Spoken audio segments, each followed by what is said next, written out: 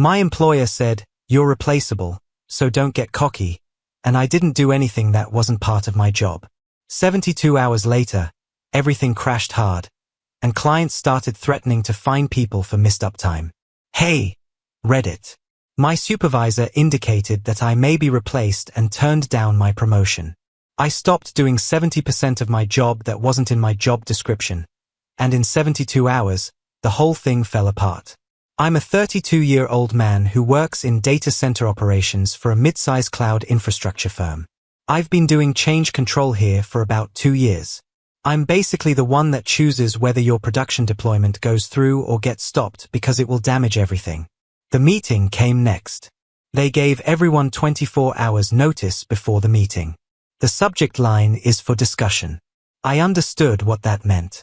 A single chat was about to judge 22 months of work. The meeting went on for 11 minutes. I set a timer on my phone and put it on the table between us. Before I even sat down, Michelle had this look on her face. That smug corporate smile that stated she had already made up her mind. And this was simply a show. The same face she got every time I asked about chances to grow for 22 months. The polite no thanks and the "I'll get back to you" that never happened. Michelle was really good at making you feel small while still being able to deny it. Not blatantly mean, but 1,000 little professional paper cuts that kill you. She printed out the letter of rejection and folded it. There were 2 additional managers next to her, like backup vocalists no one asked for. People who saw what was about to happen. Normal way for businesses to kill people. For 22 months, I had been in charge of change control operations. Not aiding, not assisting, doing it all by yourself. Every permission for a modification to production, every coordination of a maintenance window, every emergency exception from engineering teams in 4 data center regions, essential infrastructure, customer databases, payment processing, and healthcare applications. If you mess up, it's not only complaints. Customers are losing service and suffering penalties for breaking contracts. The scale was huge. 4 areas of data centers. There are hundreds of requests for changes that go through the pipeline every week. Each one might mean lost time, lost money, or perhaps a calamity. The person who worked before me quit in the middle of his shift after 6 months. He left during a Friday night maintenance window and left his badge on the desk next to a half-eaten sandwich. By Monday morning, engineering managers were calling me in a panic. No training and no handoff. They sent 3 file cabinets full of papers to my desk and told me to figure it out. The way the last man filed things was a joke. Papers that don't belong in folders are just thrown in. I spent the first month just getting everything in order. After that, I spent the next 6 months recreating everything from the ground up. Made a database for approving changes that really worked. Built guidelines for maintenance windows that cut down on scheduling conflicts by 80%. Wrote the risk assessment frameworks that stopped us from making production into a hole. Set up automatic reports that made bosses sound smart even when they didn't know what they were talking about. In the first year, the number of incidents went down by 67%. The success rates for changes went from 73% to 96%. The Executive Operations Dashboard, which the VP used in quarterly company evaluations, gave such data. The promotion I asked for on my dashboard wasn't that ambitious. It was paperwork that showed what I'd been doing since the last guy left. Michelle pushed the paper over. Didn't look them in the eye. "We have chosen not to go through with your request for a promotion right now." I picked it up and read the first few sentences. Business phrase that says nothing but everything. 22 months cut down to not the appropriate fit. What is missing? I asked. Level of voice. Professional. At last, she looked at me. Looked me in the eye like she was doing me a favor. Long-term vision. You do a great job of carrying out tasks, but this job needs someone who can see the big picture. Someone who can work well with top executives. In other words, someone who looks excellent in meetings. A person who can speak the language. A person who plays golf with the right people. Someone who isn't too busy working to kiss up to the bosses. For almost 2 years, I've been doing this job. I said yes in a casual way. But that's not the same as being a leader in an official way. We need someone who can strategically represent the department for this function. Someone who is there. Being there. That word hit me like a slap. One of the other managers shifted in his seat, which made him feel bad. He knew this was junk. Then Michelle said something that sealed her doom. We'll give the job to someone who has more executive presence and can help us look better in meetings. She stopped.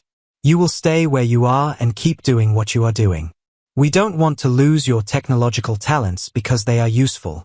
This isn't about your ability to do the job. It's about who we want to speak for us. Like I was a backup generator or a training wheel. I turned to the last page. A few directors, Michelle's employer, HR, and the distribution list. There was no discussion about this. Before I even sat down, I had already heard the verdict. I said, so, this was never up for debate. Michelle stated this meeting was a courtesy, and she sounded like it was January. Michelle went on, we need you to stay focused. You do a great job. Let's not make it more complicated by talking about titles and scope. The move to the Atlas cloud is taking longer than planned. 3 weeks late. I know you'll get it together like you usually do. I got up slowly and carefully. I'll do exactly what my job says to do. She made a face. What does that mean? It means I'll do what I'm supposed to do. Nothing more, nothing less.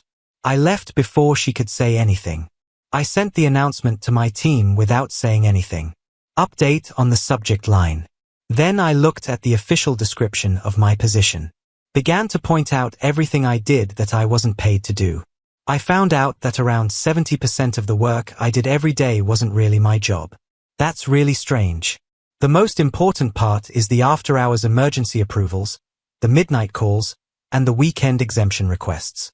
I had been the human firewall that never went down for 22 months. That was going to end today. During my shift, I would accomplish whatever my job description suggested to do. Not available at all outside of my shift. Set my team status to only available during business hours. Changed my email auto-reply to after 5 p.m. I can't talk right now.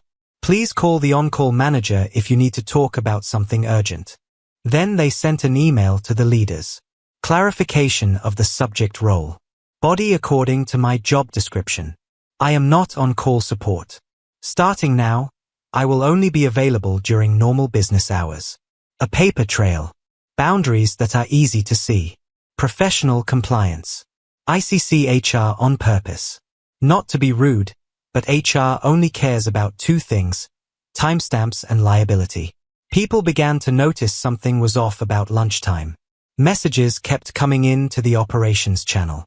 Questions concerning getting permission for emergency changes, disagreements during maintenance windows, and requests for access exceptions. I didn't respond any of them. Someone from infrastructure came by around 1. The little kid freaked out. Chris, did you see the question about the maintenance window for the Phoenix data center? I said, not addressed to me, and I looked at my screen. But who should take care of it? Ask your boss. He waited there, waiting for me to give in. No, I didn't. Michelle came to my desk at 2:15. Standing in the way of that manager who wants to talk but doesn't want to set up a meeting. She said we need to talk about what comes first. That tone of voice that was constantly passive-aggressive.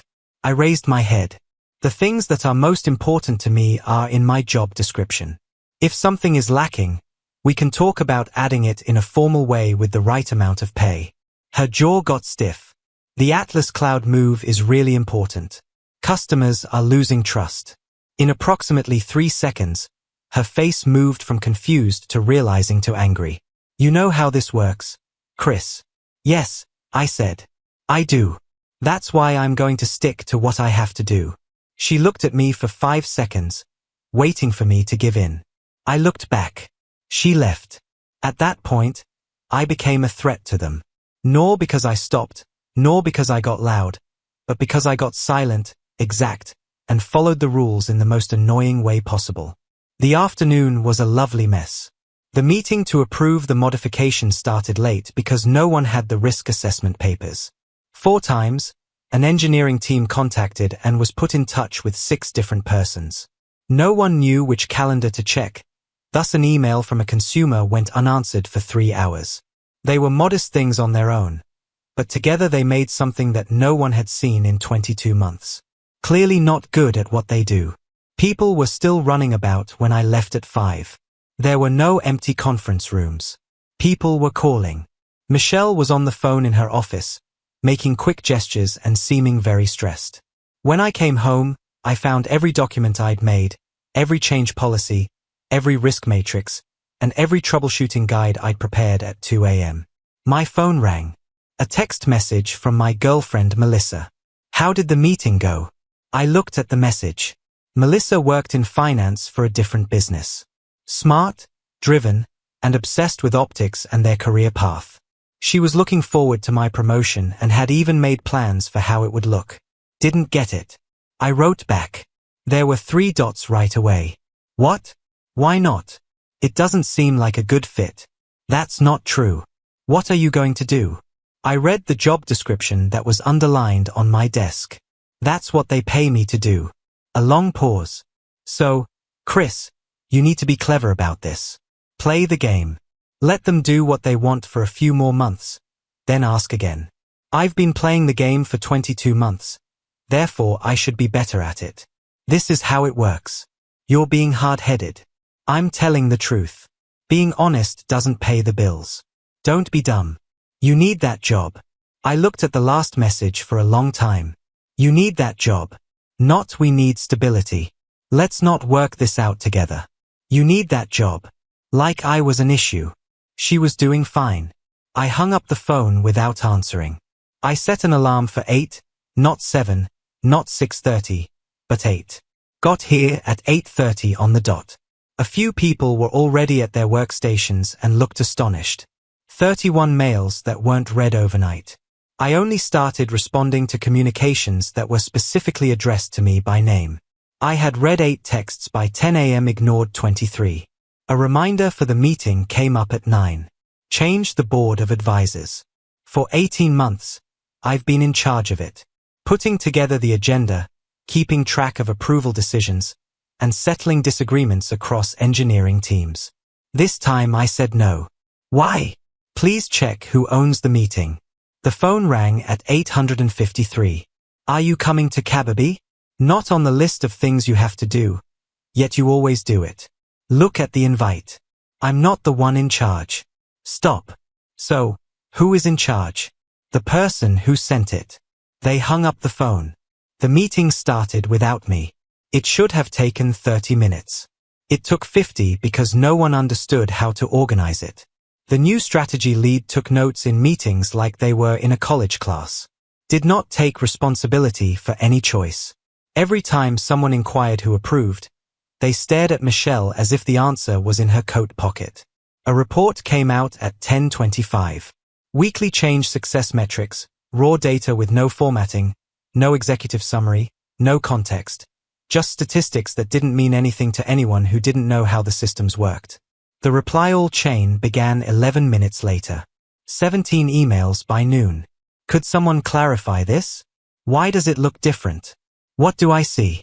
I was the one who translated operations into executive jargon, so no one answered. Not anymore. Around 11, an infrastructure halted. Hey Chris, this report is generally cleaner. The process is written down. Folder for operations. There is a file in the reporting subdirectory labeled metric standards. Yes, but you typically take care of it. I used to take care of things that weren't my job. Not owned by my job. He stood there for a while, then walked away. I heard him on the phone 30 seconds later. I need the runbook for change control. Version 3.2. Chris won't touch it. My phone rang. Are you still being dramatic, Melissa? All you have to do is talk to your manager. I read it 3 times. Still being over the top. It was like acting when I stood up for myself. Like recognizing my worth was a stage. I gave her a call. She picked up on the second ring. Hey, listen up. About yesterday. We're finished. I told you to be quiet. What? You heard what I said. We're finished. I need someone who will help me, not someone who thinks I'm a problem to deal with. Chris, You're going too far. I'm not. You're anxious about how my decisions make you look. That's not a partner. So, that's it. Then, more silence. You are wrong. You were wrong to think you were on my side. Get your things from my house. Leave the key behind. I hung up. Right away, my phone buzzed. I won't give up on us. Blocked her phone number. It made me feel better right away. That went on for nearly 3 hours. Michelle sent a message at 2. We need to agree on our priorities. I said, my calendar shows I'm busy until 5. I can schedule tomorrow if I need to.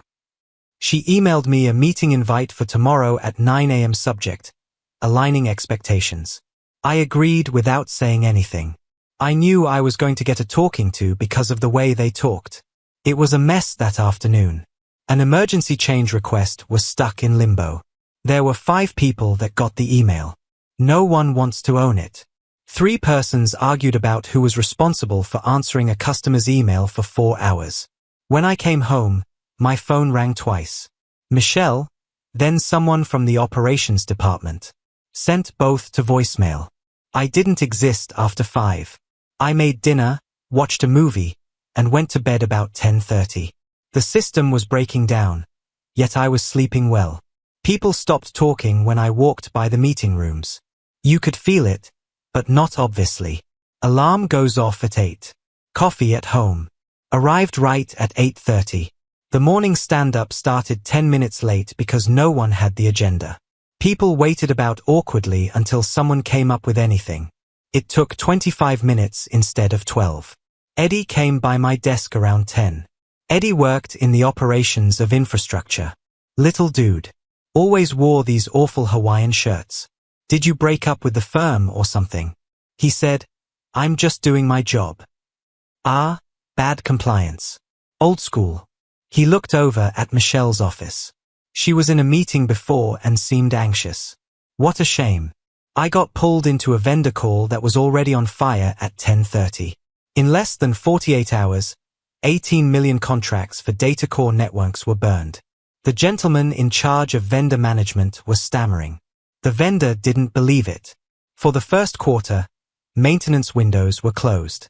Victoria, their director, remarked, now they're flexible. We've already committed resources.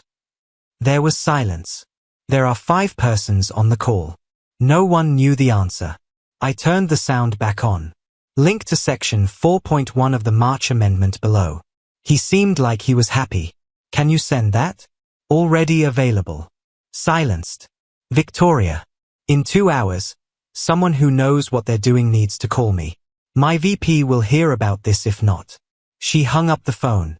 He sent a message. Are you able to follow up? Not my job.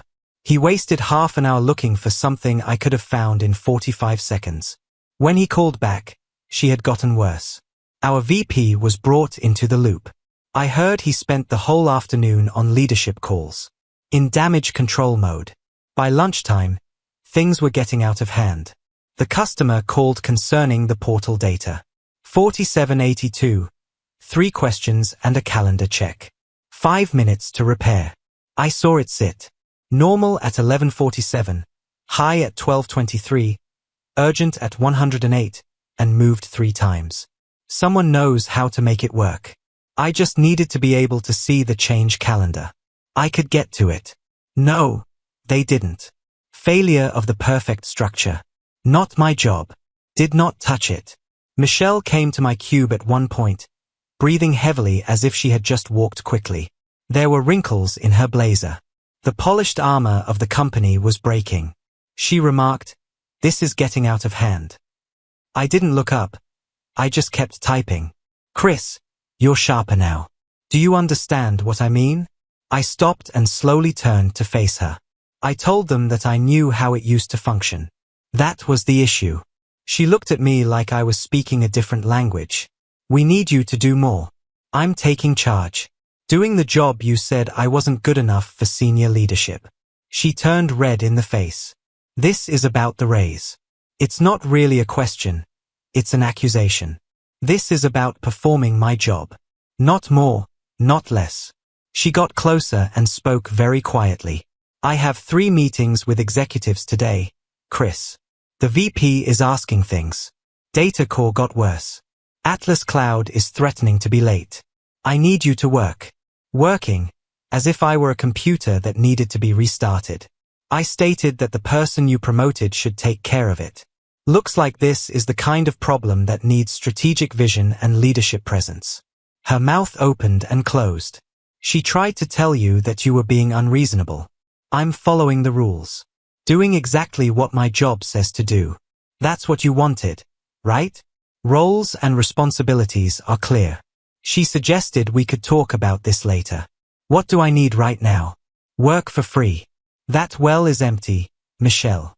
She turned and walked away quickly, but not quite running. The door slammed shut behind her. Things grew worse in the afternoon. The executives got a presentation about approving changes that didn't have any slides for risk assessments, just raw change requests.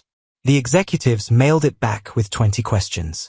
It took 4 hours instead of 30 minutes to get approval for an emergency change. Upgrading the database was a normal operation, but no one knew which risk criteria to check. The meeting went in circles. Should we say yes? How far does the blast go? Someone from the engineering department eventually said anything. I can theoretically make the call, but I don't have the power to say yes. Chris always made that choice. No sound. Everyone knew what to do. Everyone was afraid of being the one who had to pay if things went wrong. They weren't powerless. They didn't have insurance. No one wanted their name on the approval because the company punishes bad decisions more than no decisions. I was watching. I wrote down what I heard. I didn't type anything into the chat. Someone in the break room stated at 4 o'clock, "Why does everything feel broken?" 2 individuals nodded. Things changed. I left right at 5. My phone buzzed before I got to the parking lot. Ignored it all. The pattern went on until Thursday. Michelle convened an emergency meeting at 9:30 on Thursday morning. Only infrastructure leads. I didn't get an invite. Someone messaged 10 minutes in and asked, "Can you explain how the emergency change approval workflow works?" I sent them a link to the documentation. Version 3.2 of the Change Control Runbook, Section 7. The interesting thing is that I didn't keep any information from them. I continued giving them the same link to the runbook. They just wanted me to be the runbook. 5 minutes later, Michelle was at my desk. People are stuck in a lot of ways. I didn't glance up. Link to the doc below. That's the whole answer. Chris. She put her weight on my desk. Mean. You get what I mean? I know what I have to do. The rest isn't mine. That was your decision. The situation with the customer got out of hand by noon. Atlas Cloud called. Deployment tracking gave us different information. Change portal announced Thursday. The engineering calendar said Friday. Claire, their infrastructure director, was angry. Depending on your maintenance window, we have important production deployments. And you have no idea when it's going to happen. Shut up. We have been working together for about 2 years. This has never happened before. What happened? More quiet. I stayed quiet. Did not volunteer. Didn't help anyone. It seems like a funeral when a consumer call is silent for 20 seconds. Someone finally answered, "We'll get you an answer by the end of the day." Claire's voice became cold. You stated that yesterday. I need answers right away, not promises. If this isn't fixed by 3 p.m., I'll take it to your executive team and ours. The call finished in 15 minutes.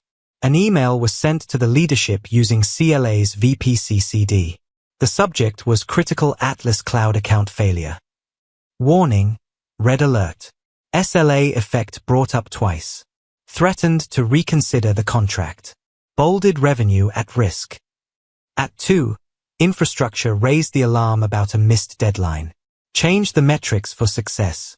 Monthly routine required on the first Thursday of each month. No one did it this month because I always did. 6 a.m. quietly before anyone got there. Now it didn't happen. At 2:14 p.m., infrastructure wrote an official email to the leaders. Subject: monthly change metrics are late and need to be done right away. Someone replied by mistake. No one currently owns the ability to approve changes after hours. The thread stopped talking. It was dead silent since everyone knew it could be found. Written admission of a structural breakdown. C said to the top. With a timestamp. Kept. At 3, Michelle and 2 directors I'd never met before called me. A man in a grey suit wondered who has the last say on Atlas Cloud maintenance windows. Dancing back and forth around the obvious. Someone looked at me. Chris, tell me how this used to work. I waited for the silence to pass before I spoke. It worked through informal coordination. I filled in the gaps between the documented protocols and what actually happened. Completely quiet.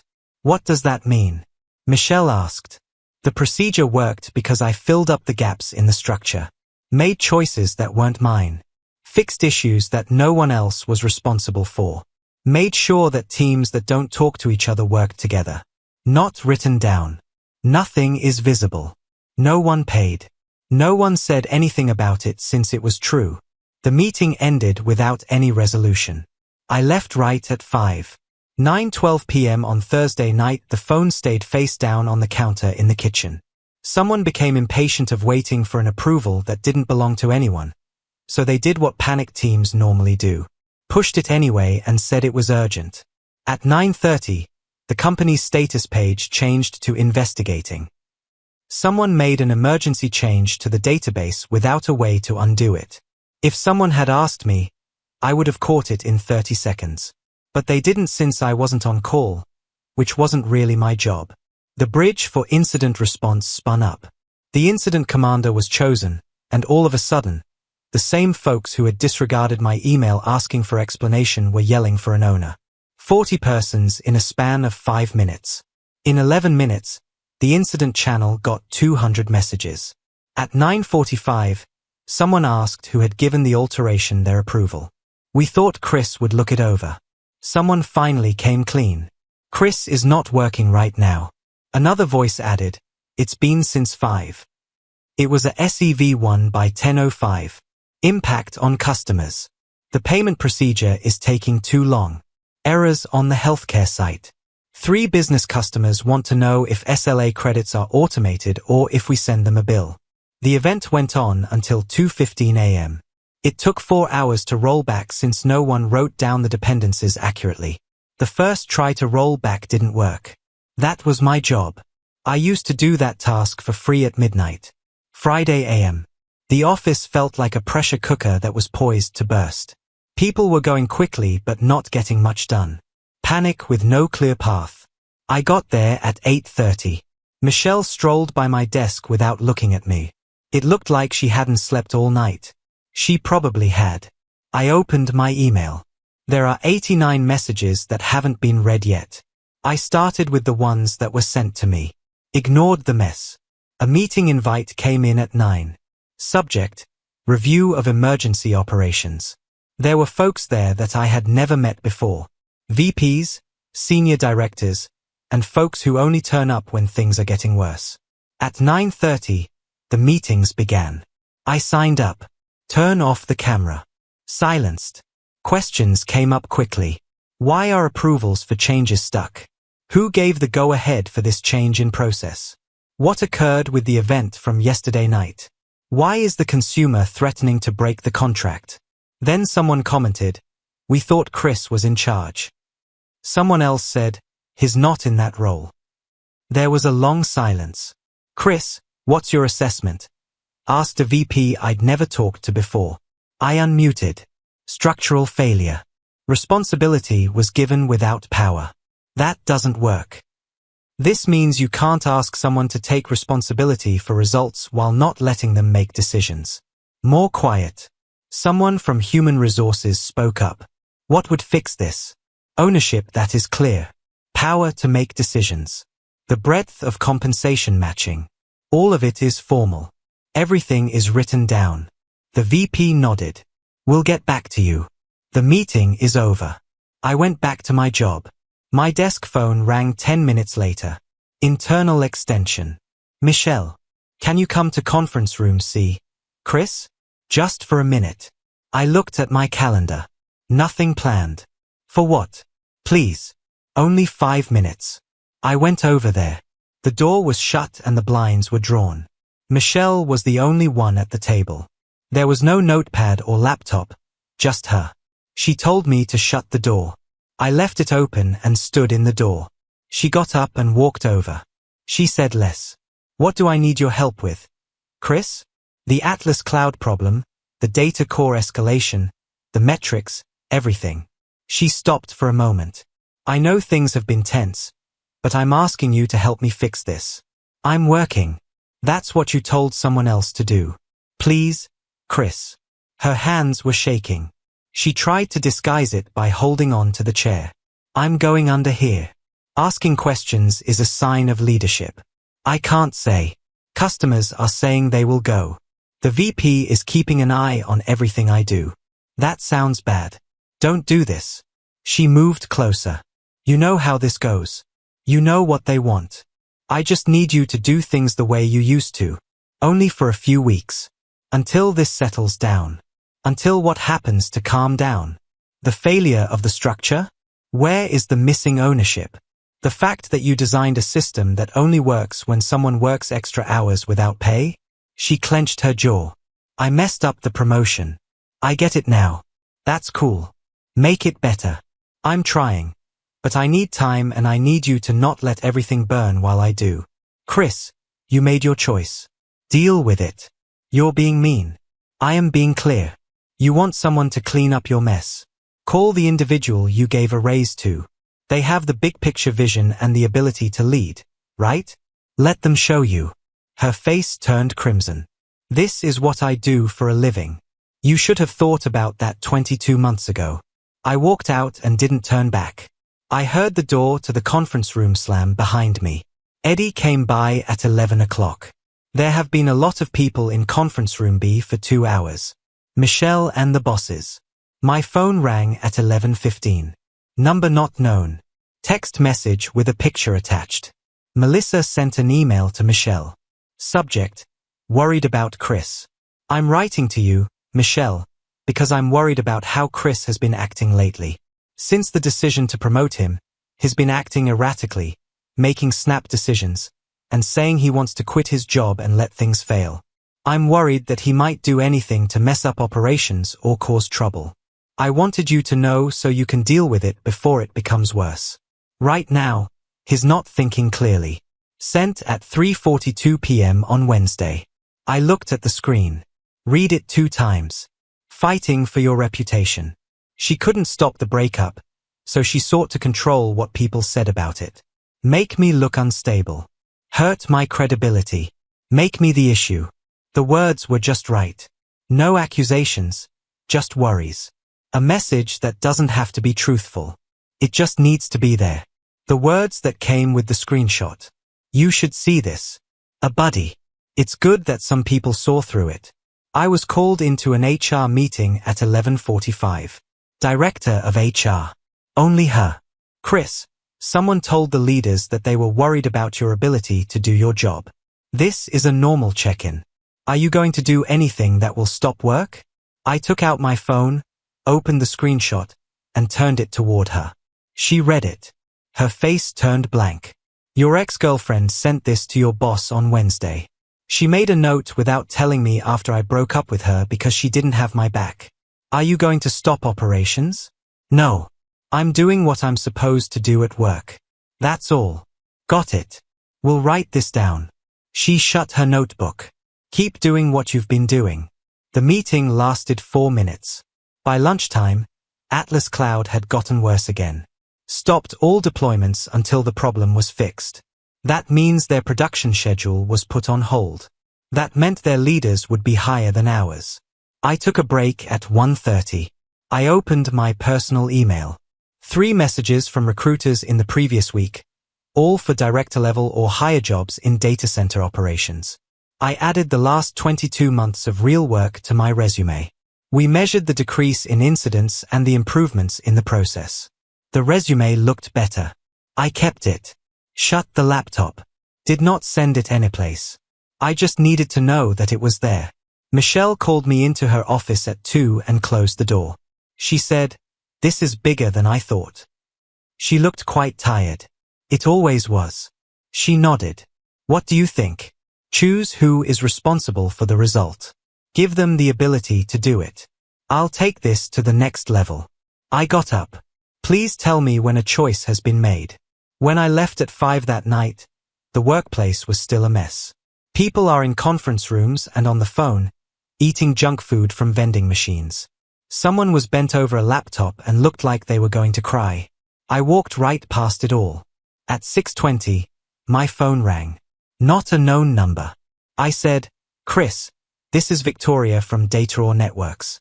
Hey, Victoria. I don't know what's going on over there, but Claire from Atlas Cloud called me today. She's upset. She said things have gotten messy on your end this week. Yeah, things have been interesting. I paused. Chris, I'm going to be honest with you. You're the only person over there who answers and follows through. You're the only one who closes the loop on anything. Whatever's going on, I hope it gets sorted out because if it stays messy, my VP will reopen renewal talks. She paused. And if you ever want out, I can introduce you to a couple of hiring managers at good companies with solid teams who don't play games. I appreciate that. You've earned it. But seriously, if you need a reference, call me. She hung up. Big companies were paying attention. People were watching. The business world was paying attention. I wasn't attempting to break anything. I was done being the control system that didn't have a name. I got another email on Saturday morning. Subject, leadership meeting on Monday at 9 a.m. Me, Michelle, 2 VPs, the HR director, and the infrastructure director had to be there. I replied, verified, and then closed my laptop to enjoy my weekend. Went for a run, made dinner ahead of time, and watched a movie. Monday would be fun. By 9 on Monday morning, the conference room was full. Michelle, 2 vice presidents, the HR director, and the infrastructure man. It seems like everyone had a rough weekend. The senior vice president began. Let's get to it. We need to figure out how to move forward with Atlas Cloud, the data core, and operational resilience. This is a case of single points of failure. He looked at me. Chris, we've looked over the situation. There has been a problem with the structure. What would it take to make things stable? I leaned back. Give the question some space. Official power over change control operations. Direct line of reporting. No expectations that aren't formal. Pay that matches the level of duty. The title has been changed to Director of Operations for Change Control. Write down everything. Not up for discussion. The room was quiet. They were working on math. The expense of saying yes versus the cost of saying no. The man in charge of infrastructure spoke up. Once authority is evident, the timeline for stability starts right away. Michelle coughed. What about the structure of the whole department? It depends. If you're asking if I'll keep taking on work that isn't mine. No. If you're wondering if I'll carry out my duties within a clearly defined scope. Yes. The VP nodded. Fair HR director jumped in. Changing the title and adjusting the pay takes time. But we might start with the acting lead designation. It's actually a terrific chance to grow. I gazed at her. Nothing changes after that till it's done. She blinked. That's not normal. That's how it works right now. I'm not going to take responsibility if I don't have the power to do so. Not again. The VP stepped in. We can speed this up. Interim authority starts right away. Title and comp will be processed in 30 days. Then I'm ready in a month. Michelle gave it another shot. We need to move before then.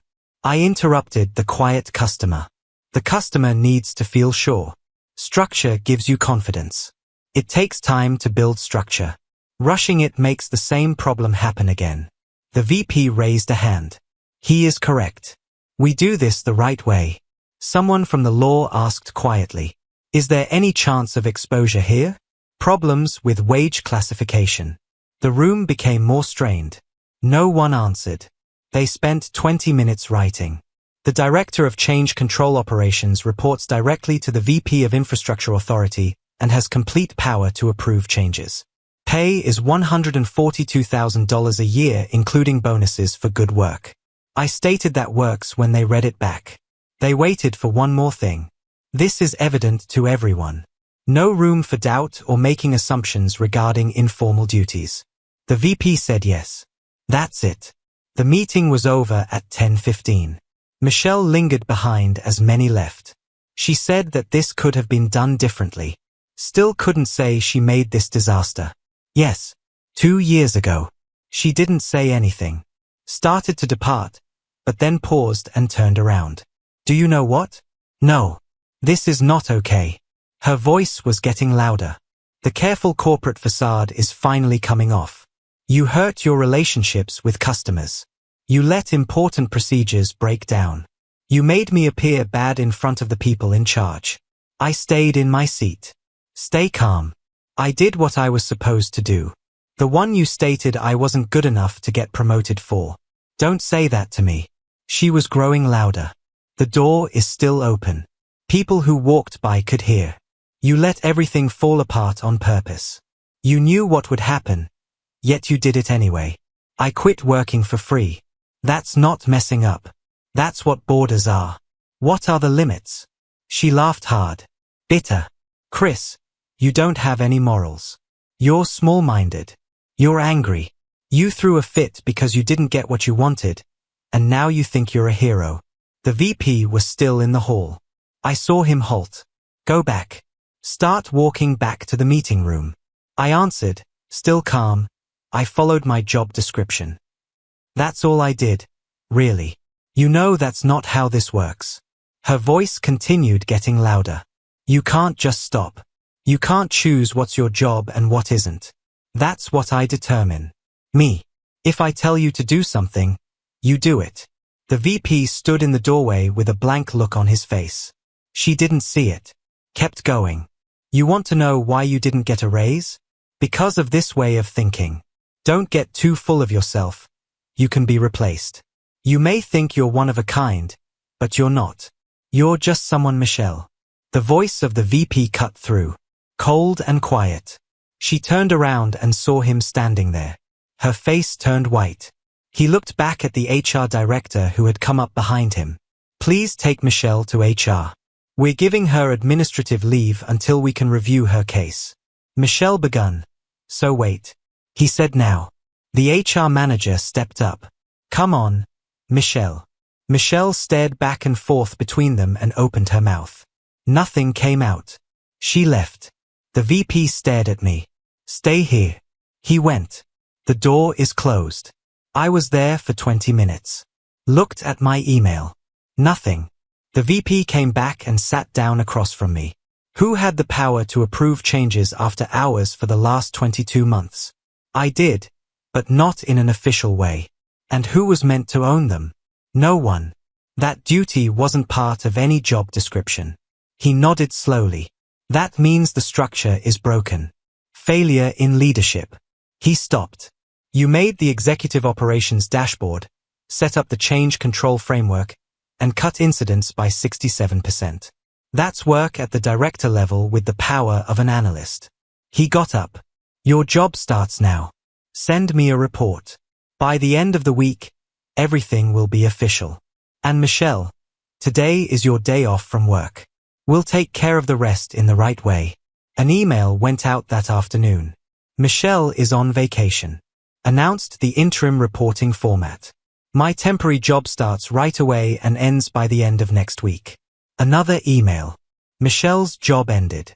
Next, the organization will be reorganized. At will. When executives are ashamed, work goes both ways. And Chris, he stopped. Keep a record of everything from now on. All of it. From now on, we're going to do everything by the book. Already do. He almost smiled. I get it. That's why you're here and she's cleaning up her desk. He went away. I sat there for another minute, thinking about what had just transpired. Michelle lost it in front of bosses in public. After a week of obvious operational failure that she caused by not properly structuring the team, she finally showed everyone what I had been working with for 22 months. The snobbery, the lack of respect and the assumption of free work disguised in corporate civility. And as the mask broke, it broke into a million pieces. I got up and headed back to my desk. Eddie was there. Did someone just walk Michelle out? Yes. Darn. He shook his head. I heard her lose it in the meeting room. Sounded terrible. Security took her to the door. The whole thing lasted under 10 minutes. Quick when they needed to be. By lunchtime, the announcement had been made. Clear. Straight. Michelle is leaving. The way I report to my new boss. By 2, individuals were texting me directly instead of going via Michelle. In 12 minutes, a decision that had been stuck for 3 days was made. The system was fixing itself. Things had gotten back to normal. There was no more turmoil. The procedures worked well again since they were set up correctly. Change approvals went quickly since everyone knew who was in charge. People who bought things were joyful. The sellers were thrilled. Everyone was making money. Then, 6 months later, I got an email from HR subject, review of pay and adjustment back to the past. I opened it and read it slowly. Pay back 22 months. Not the full director's wage for the whole time, but an adjustment for the job I had done in the past. Not a lot, but fair. There was a note from HR. We found that your pay was not in line with the work you did while you were under former management after looking at the paperwork and analyzing the RO scope. This change is for work done outside of your specified function. I agreed to it. No need to fight. They could easily figure out what I'd been doing and how much I was paid because I had kept a paper trail. I left the office around 5:30 that night. I walked to my car. My phone rang. Melissa, it's a different number. Blocked it without reading it. What she had to say didn't matter anymore. Drove home, fixed dinner, sat on the couch, and pondered over the last 6 months. It wasn't hard to do the work. The untruth was that I didn't break their system. I stopped doing it. Please subscribe if you like this video. It definitely helps the channel and us deliver you more and better stories. Thanks.